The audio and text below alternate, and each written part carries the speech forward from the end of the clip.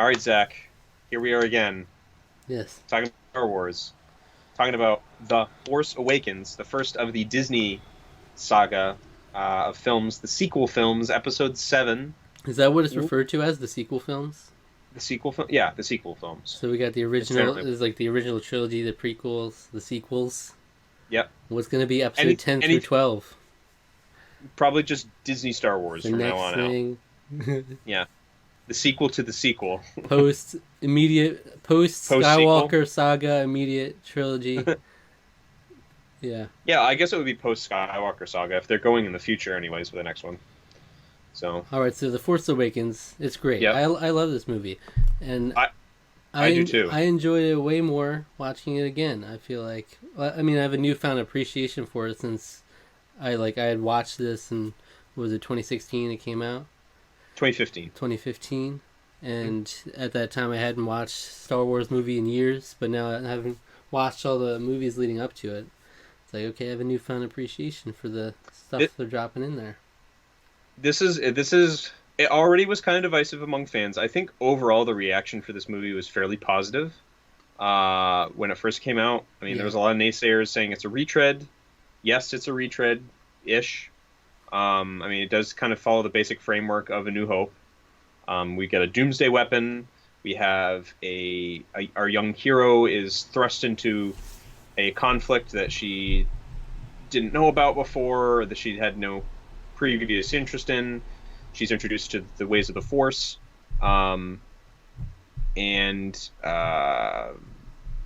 we have our bad guy who is a big master, and he's looming in the background. Everything with Imperial forces, rebels, basically the First Order and the Resistance. Yeah, yeah, I adore this film.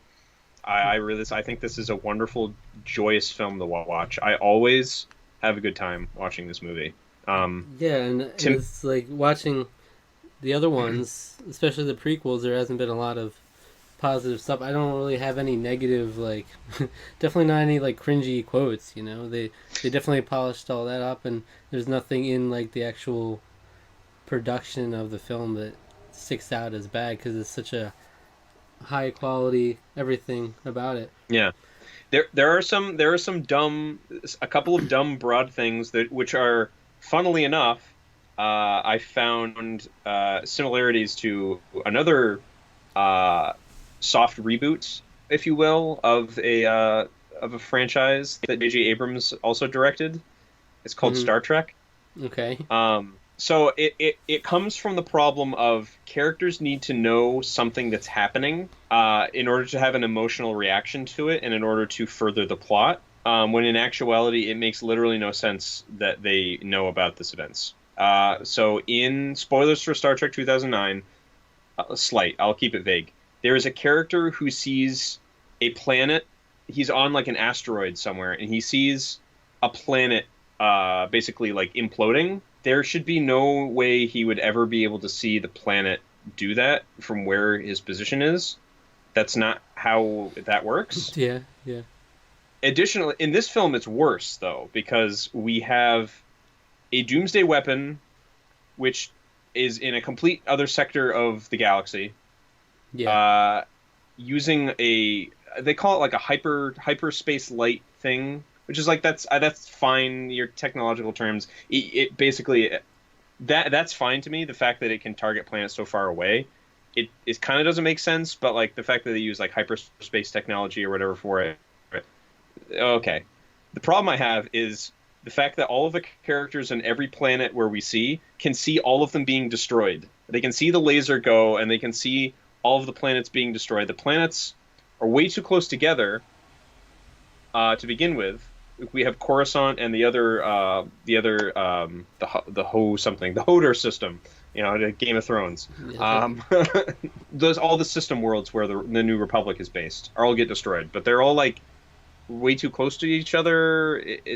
It's kind of weird, and I think it's dumb because it has to be simple. It's like overly simple, Hmm. and it's like it's kind of hand wavy because it sort of just happens. But then when you start to think about it, you're like, that doesn't make any sense that they'd be able to see it because then they would also be able to see Starkiller Base from where they are, which they can't. Right. Yeah. That's really kind of my only big gripe with this movie, though. And it's honestly, it's not even that big a deal. I don't know if you necessarily call it a plot hole. It's just kind of like oversimplification of a concept. But the rest of this film is fun and a really enjoyable space adventure film. And I really like all of the characters. Yeah, and I have a lot of things written, notes on this paper where I'm like, this is great. This is great. Yeah. All these things are great. And I get to do that for a while. So I think what would have been what in also in hindsight, especially now that we have another movie that's out, I kind of wish after watching this, yes. yeah, The Last Jedi. After watching this movie, it did kind of make me wish that the stormtrooper that Finn fought on at Maz Kanata's capital had been Captain Phasma. Yeah. I think that would have been a really good emotional part of the arc definitely. of his story. I will say Phasma doesn't do anything for me. Yeah, so. She's kind of just she's a cool design. That's about it. Yeah. But they did really hype her up leading up to it, so... The marketing for this film was pretty intense, and Captain Phasma was like a big deal. Yeah, so... For no reason. With that context, it definitely would have made more sense than just freaking other random stormtrooper guy. Fans called him TR-8R. Why is because that? Because his one line of dialogue is, "Traitor!" Yeah. Yeah. Okay. And that's a cool fight scene. It's a cool fight scene. It where is. There's the thing and the lightsaber. Yeah, it's cool. But I will say, I was just thinking about, after watching this movie, how much more amazing it would have been if, like, we didn't know about what characters would be in it ahead of time. Like, imagine if this huge revival of Star Wars and you didn't know. Almost like first time of Star Wars, basically, like the first one. Yeah. Well, we didn't. Yeah. And imagine if you didn't know that Han Solo was going to even be in it. It would have been an even better reveal, because they hyped all these returning characters up leading up to it, which makes sense. Yeah, but it's true. It's just imagine, because you could sell it being you might suspect that Luke Skywalker will show up because they talk about him so much in the movie, but you wouldn't assume that Han Solo's got to be in it. So you'd be maybe he'll come in, but you wouldn't assume that Han Solo or Leia would have to be in there, especially when they spend so much time with these new characters. So it would have been whoa, Han Solo, Chewbacca. It's kind of the problem when you have to do a marketing push for a movie like this. I think also of Blade Runner 2049, which also has Harrison Ford in it. Harrison Ford doesn't show up until almost an hour and a half into that movie. That might be a little bit of an exaggeration. It's over an hour into the movie. He doesn't show up until then.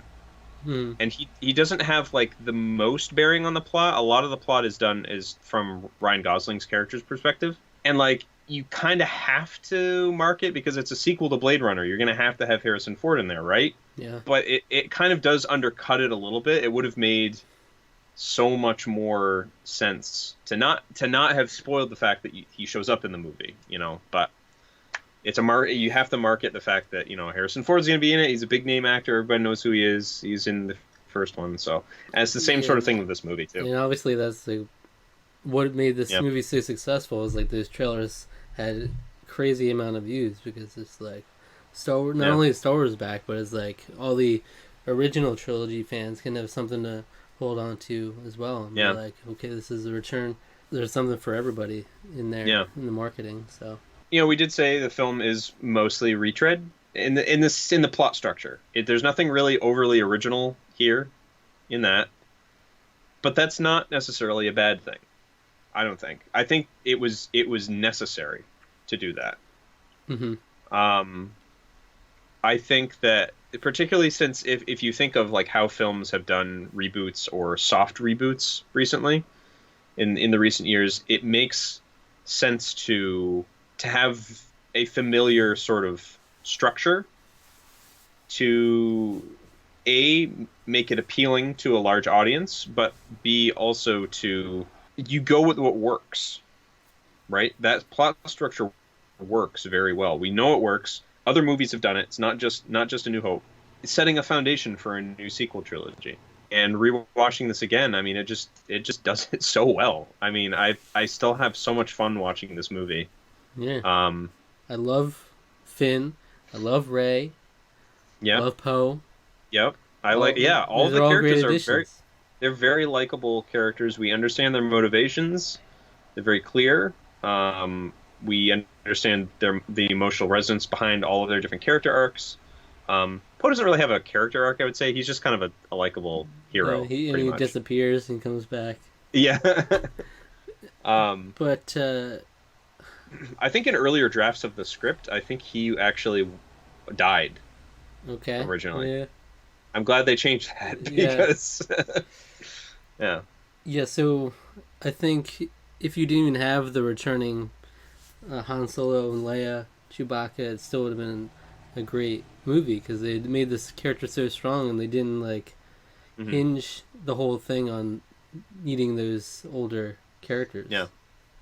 yeah, I agree. I think that's why that I agree with you there.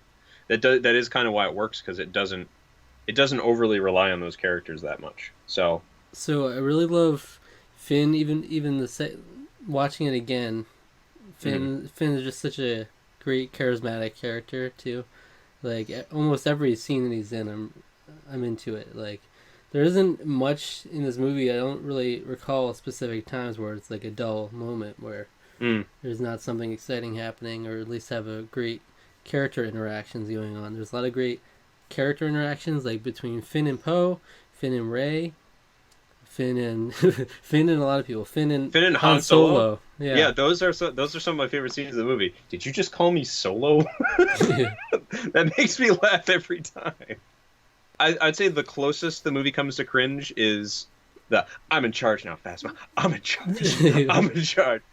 but Yeah, they were tone it down. yeah, they were self aware though. Like they knew Yeah, that was just him being a goof. being a goof.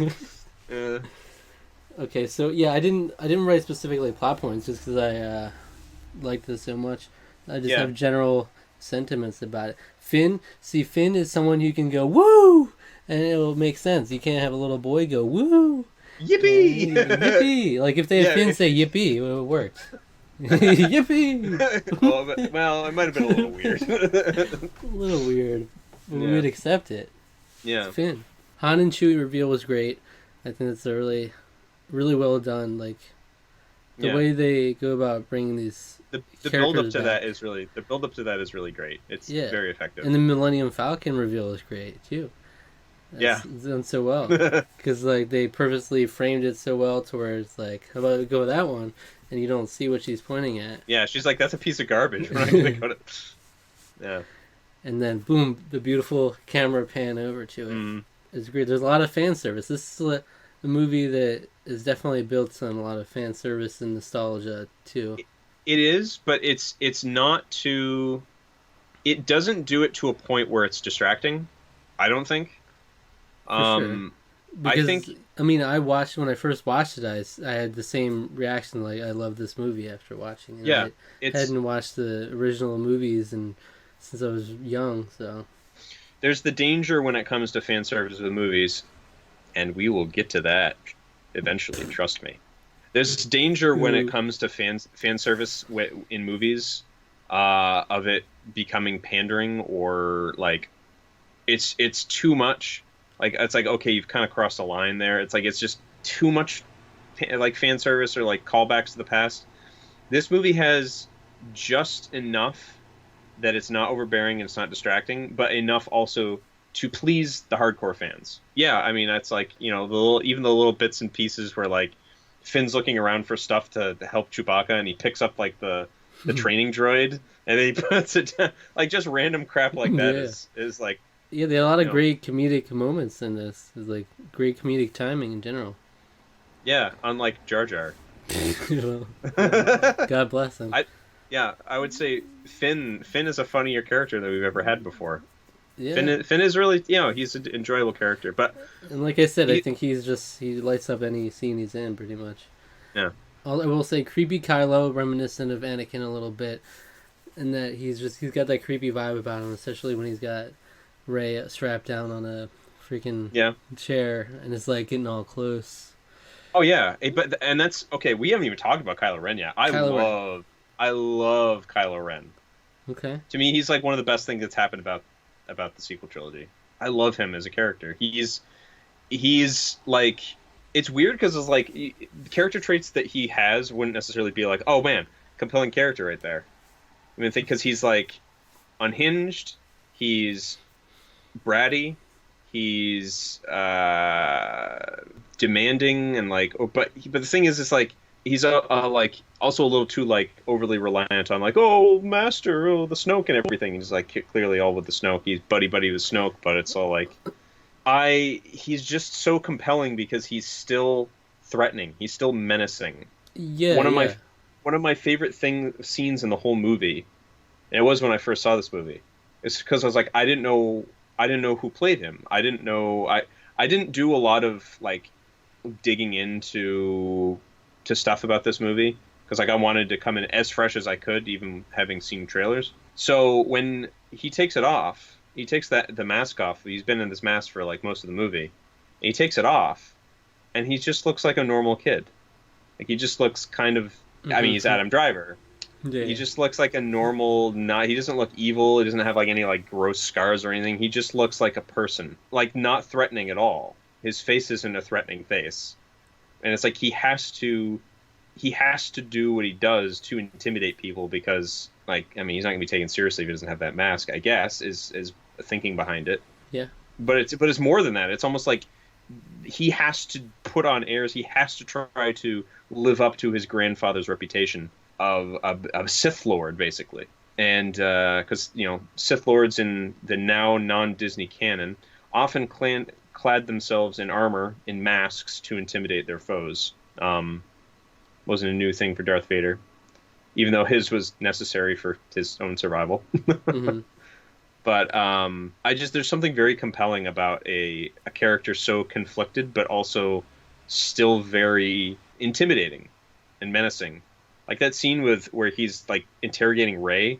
It's just like it's so uncomfortable and like it's great how because like she's like basically in tears when he's like doing stuff with her mind, and it's just like very effective intimidation. Yeah. He's I think that just speaks to the cast that they got in this film. They're all really good actors. They really are. John Boyega's great. Daisy Ridley's great. Adam Driver is spectacular. I think he's just so charismatic. Yeah. And I mean, especially after watching the movies in order like this, he's definitely like a refined, more believable Anakin. In yeah, that he's like I'd agree with that. he's very reminiscent. He throws tantrums like Anakin did. He is creepy like Anakin around women. Like he's got the definite elements of Anakin where he's like he's Yeah. clearly he's been manipulated into believing this is what he has to do and Yeah. everything. But it definitely like the actor I think does it better, and I think the character is a little more. I don't know. It's a little more believable, at least at this stage. Very, very much so. Very much so. There's not really much else to say, honestly. I really like this movie a lot. Yeah. I think it was a great first movie for a new trilogy. It sets the groundwork super well for what's to follow. We have definitely the setup for the continued clash between Rey and our character, our antagonist Kylo Ren, because they definitely have a beef now that she bested him in the lightsaber fight, despite the fact that she had never used a lightsaber before, and the whole internet lost their minds because how can she's a Mary Sue. I don't think she's a Mary Sue. At least I don't think so in this film. She definitely has faults. She's definitely way overly. She's naive. She does stupid mistakes such as almost murdering everyone by letting the Rathtars out. Right? She tries to reject the call, which is interesting. Like in the hero's journey, she Yeah. basically is like, "No, I don't want to have anything to do with this." But the call is almost like forced the force upon her, basically. So to the people who think it's like it don't make a lick of sense that she beat Kylo Ren, who's been training as a Jedi and then as a Sith for so long to be best in combat, he got messed up by Chewbacca. Probably it's the single most critical thing in this film, where he shoots Kylo Ren like right in the like right in the stomach with one Yeah, of his he bowcaster could have bolts. ended it right there.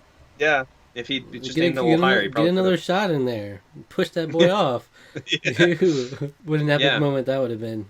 I mean, yeah, that, and he Well, also gets cut up a couple times by Finn too. Finn hits him a couple of times, so he's not at 100% when yeah. he's fighting her, Also, he's super emotional too. So F that and guy. he's emotionally involved. And Rey doesn't even wield her lightsaber like a lightsaber. She uses it like the staff that she used when she was scavenging, which is Yes. a detail I really like.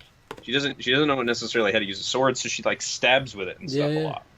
And I love that.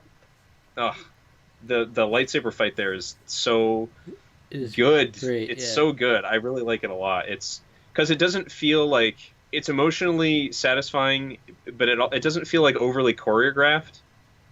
Like it feels like two people, an injured guy and someone who doesn't necessarily know how to use it, are fighting in the woods, the snowy woods of this, in the middle of nowhere in this Mm-hmm. planet, and it just feels like raw and real, and I like that. Yeah. And I can sometimes be sort of lacking with the prequel lightsaber fights, I think. And what do you think about the whole Han Solo death scene? How about that? It was a Extremely great moment. effective. Yeah. I love the lighting of that scene. Is the cinematography in this movie also huge Yeah. shout out, super good. The lighting in that scene. When I saw this in theaters, I was like, I remember my blood was pumping, and it wasn't necessarily because it was kind of just because of the emotion, like the emotion of the scene, the build up is like, is he going to die here, kind of thing.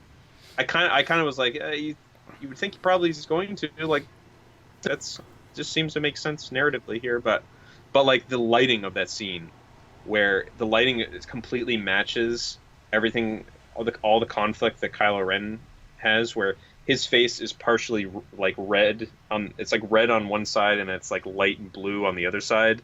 Mm-hmm. Han Solo has like light just shining from back behind him. He's also underlit by the red, sort of the red bulbs around there, but he just has all this light coming back him. Kylo Ren just has all this darkness behind him, and once the sun gets completely absorbed by the Yeah. Starkiller base, it just all goes to darkness, and Kylo Ren is just illuminated in red when he makes his decision. It's like it's almost like too over the top Right. Right. symbolism, but it just works so well for the scene. Yeah, and there's so I've always effective. loved. The sound is so effective too. They just straight up silence for a huge amount of time. Yeah, It was like a yeah, lot of time. A great way to build attention too. And I agreed. gotta tell you, I this moment, Han's death, got spoiled to us as we were walking into the theater. Oh no, that's horrible. That's so bad.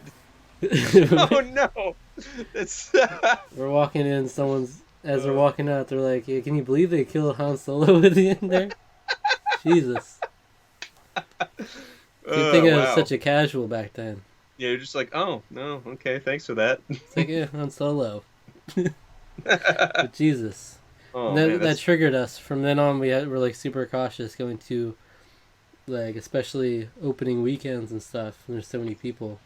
It's yeah. like, Jesus, get away from me. The You people stay coming away. out of the theater aren't considerate. Oh man, that's awful. Yeah, yeah. Yeah, Yeah, so that was a true epic moment when we saw them on the bridge there. What could go wrong? So you never see it coming.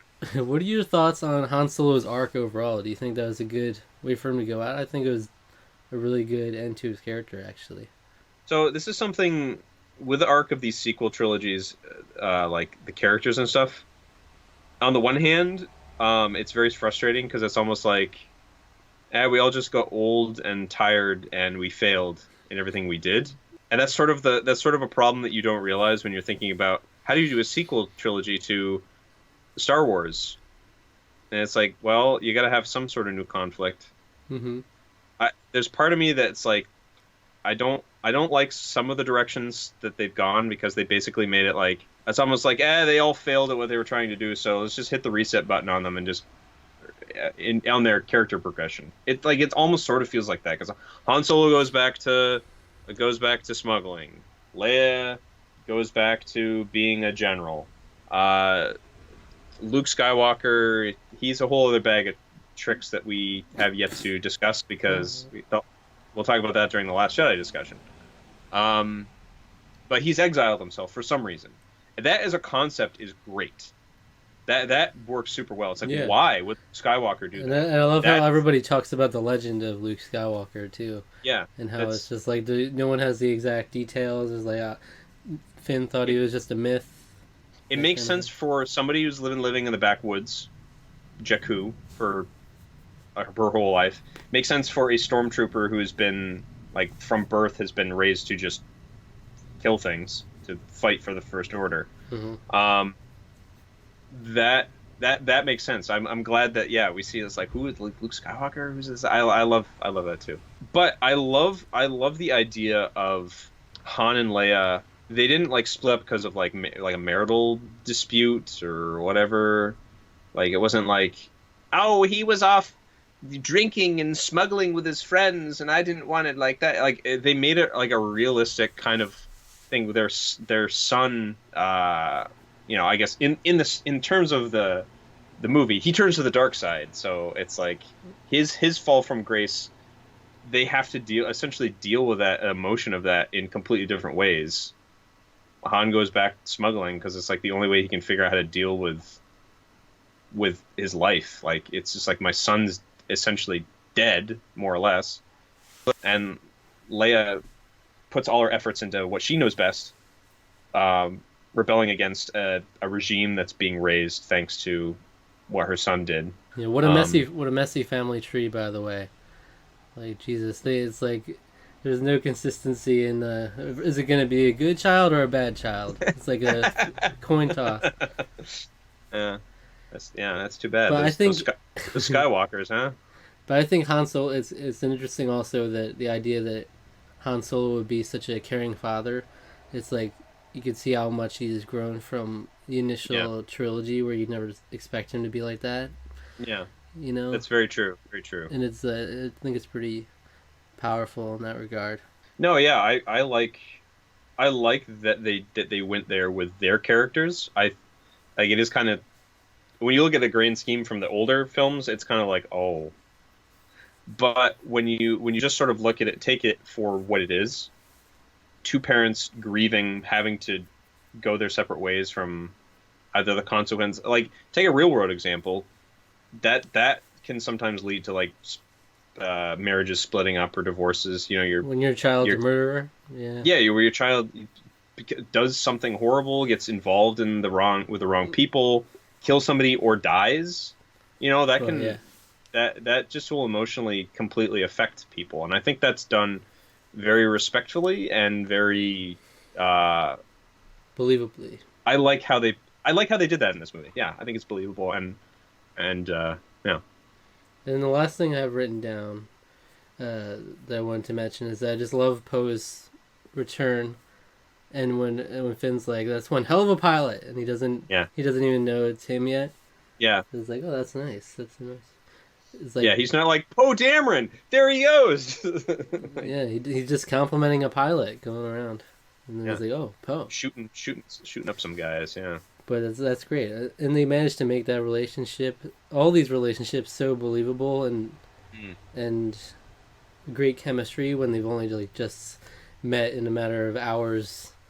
You know, it's like you believe that Finn and Poe are just such bros, and Finn and Rey have this connection, even though it's been not long at all. Out of 10, I'll give this a movie a 9. 9 out of 10. I'm thinking the so exact good. same thing. Yeah. I love this movie. Yeah, I've always really liked it a lot. I saw it in theaters. I saw this like the week before Christmas, and then I took my parents to see it on Christmas Day, and I'm hoping to do that again with Rise of Skywalker. Hopefully, it's really good. I hope it's as good as this was. Because like this is getting me back in the mood. I haven't really been necessarily in the mood for Rise of Skywalker. Seeing this movie again makes me a little bit more hopeful for it because JJ. of how much I liked it. JJ, Come on, JJ. I know I'm frustrated with a lot of the silly things that you do and that you've done with Star Trek. But I cross my fingers on you, JJ. But spoilers for the Last Jedi, real quick. It's just I have much more hope in Rise of Skywalker because after this, Yeah. you can see how much care that J.J. Abrams put into Star Wars Oh, as a universe. it's so true because we also have what I would consider one of the greatest character introductions in cinematic history in this movie. The whole Yeah. movie's built up to it, and it's so good. Oh yeah. He's an iconic film character. He's a pop culture icon, and And, the build up to walking up the steps, the music swelling, it's and the drone shot. it gives me chills every single trills. It gives me trills. La, la, la, la. It gives me chills every time. I've always just adored the Jedi steps scene. It's so good. You see like the emotion behind Rey having to be like, please come help us. Luke who's hermitized himself. That's even a word. Secluded himself is like his reaction of like almost like pained and like I can't run away from this conflict kind of look anymore, and it's very emotionally satisfying. That's how this movie ends. A very very satisfying ending. That's it. 9 out of 9 out 10. of 10. So It's a good movie. I love the Rise of Scott. The Rise of. I don't know about the Rise of Skywalker. I love the Force Awakens. It's a very fun, enjoyable film. Yippee! All right.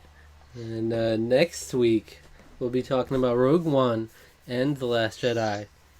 Two of my all-time favorite Star Wars movies. So we're in for a treat. No, See you then. you might get more of Rogue One than I do. I'll Right. give a spoiler for that. I'm not the biggest Rogue One fan, but you might get more of it than I do. So we'll see. Yeah, spoilers. I do a little bit, but I haven't watched it again. So then I'll Yeah. reevaluate and then. But great, talk about it. Yeah.